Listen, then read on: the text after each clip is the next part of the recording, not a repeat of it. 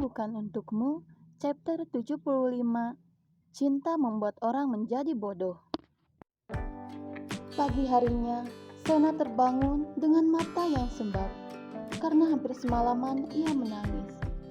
Sena meraih ponselnya, berniat untuk melihat jam di layar benda pipih itu. Dan saat layar itu menyala, dia melihat notifikasi pesan dari Bintang. Sena membukanya, dan ia kembali meneteskan air mata ketika membaca pesan itu. Aku pergi, Sena. Semoga kau bahagia dengan pilihanmu. Ingin rasanya Sena berlari dan menangis memeluk Bintang, menahannya untuk pergi. Satu sisi, ia tidak ingin kehilangan Bintang. Tapi di sisi lain, ia takut untuk menjalin hubungan dengan Bintang. Bintang pun sebenarnya tidak ingin jauh dari Sena, tapi rasa kecewanya memaksa dia untuk pergi dan menjauh dari Sena. Perjalanan saat ini menjadi perjalanan yang paling menyakitkan bagi Bintang, karena ia harus membawa hati yang terluka. Entah apa yang akan ia katakan kepada ibunya nanti. Setelah lelah menangis, Sena pun pergi ke kamar mandi untuk membersihkan tubuhnya. Tak lama setelah selesai dengan aktivitasnya, Dion datang. Sena menyambut kedatangan Dion dengan baik, meskipun hatinya sedang tidak baik-baik saja. Aku sengaja datang pagi-pagi ke sini membawakan sarapan untukmu. Aku tahu hatimu sedang tidak baik-baik saja. Kau pasti akan telat makan. Jadi, sebelum aku pergi ke restoran, aku putuskan mampir ke sini, kata Dion. Terima kasih sudah meluangkan waktumu untuk ke sini. Terima kasih juga sudah membawakan sarapan untukku. Aku akan memakannya nanti, balas Sena. Seraya tersenyum ramah, seolah tidak terjadi apa-apa. Oh ya Dion, tadi aku mendapat pesan dari Bintang. Kalau dia pergi. Pergi? Maksudnya dia kembali ke Lombok? Tanya Dion. Iya, dia kembali ke Lombok. Jadi, sandiwara kita sudah berakhir. Terima kasih atas bantuannya. Sena kembali tersenyum. Dion pun tersenyum, senyum yang menyimpan rasa sakit. Ia merasa sudah dimanfaatkan oleh Sena. Tapi tidak apa, karena dari awal ia pun tahu kalau dirinya hanya dimanfaatkan oleh Sena, dan ia pula yang sudah setuju dengan permintaan Sena. Baiklah kalau begitu, aku pamit. Kau jaga kesehatanmu, pesan Dion. Iya, sekali lagi terima kasih, ucap Sena. Dion kembali tersenyum sebelum kemudian ia pergi dari hadapan Sena. Memang sakit rasanya, tapi itu sudah konsekuensinya. Mau tidak mau, Dion harus menerima. Dengan hati yang kecewa dan cukup terkoyak, Dion pun melajukan mobilnya menuju ke restoran. Sesampainya di sana, Dion langsung pergi ke ruang kerjanya dan sudah ada Freddy yang sibuk di depan laptop. Melihat Dion yang tidak bersemangat, Freddy pun menegurnya. Ada apa lagi? Sambil sibuk dengan pekerjaannya.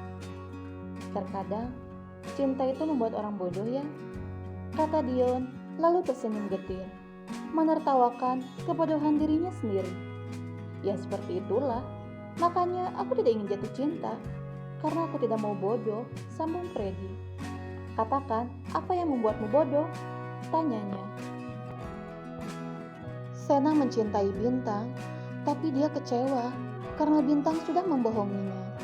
Bintang yang juga mencintai Sena tentu melakukan berbagai cara untuk membujuk Sena supaya Sena mau memaafkannya dan memberikan kesempatan kedua. Tapi Sena tetap tidak mau. Sena tak ingin Bintang terus-terusan melakukan kebodohan untuk dirinya, karena lagi-lagi ia merasa tidak pantas untuk Bintang, tutur Dion. Kemudian dia memintaku untuk berpura-pura menjadi kekasihnya. Kami pergi ke restoran Bintang, berniat untuk makan malam dan menunjukkan pada Bintang kalau kami sudah menjadi sepasang kekasih. Oh, itu pasti sangat menyakitkan bagi Bintang, timpal Freddy.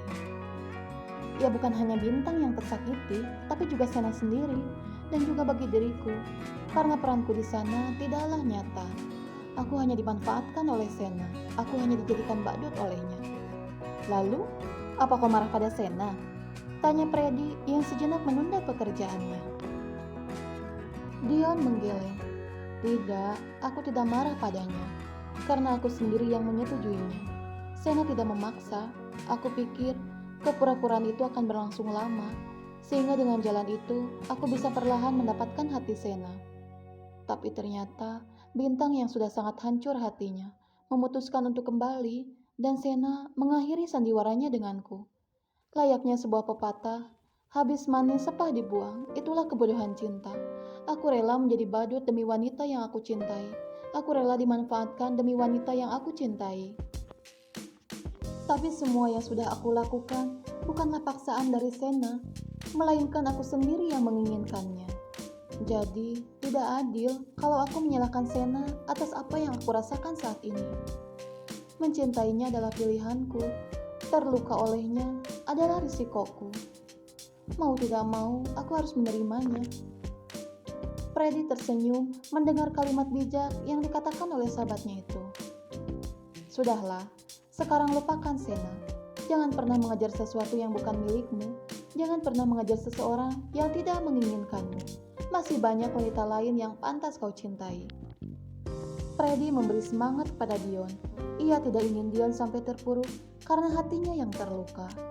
Meskipun ia tidak pernah menjalin hubungan dengan seorang wanita, tapi Freddy bisa mengerti dengan apa yang dirasakan oleh Dion saat ini.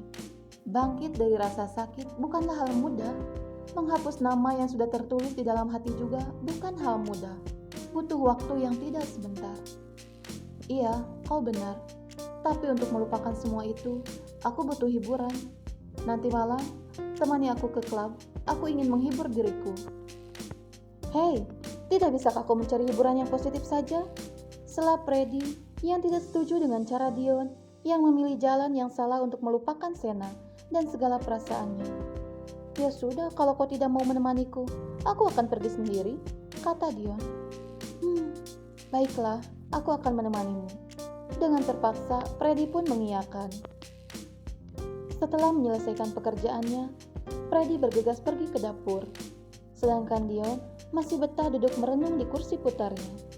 Setibanya di dapur, Reno yang melihat Freddy datang tanpa Dion pun bertanya, "Kemana Dion? Apa dia tidak masuk lagi?" "Ada, dia sedang merenung," jawab Freddy sambil memakai apronnya. "Merenung kenapa?" Reno sedikit mengerutkan keningnya. "Gagal mendapatkan hati Sena," tutur Freddy. "Sudah kubilang, dia itu tidak mudah jatuh cinta," timpal Reno. "Tapi kenapa dia bisa jatuh cinta pada pria menyebalkan sepertimu? Bahkan Dion lebih baik darimu," ejek Freddy.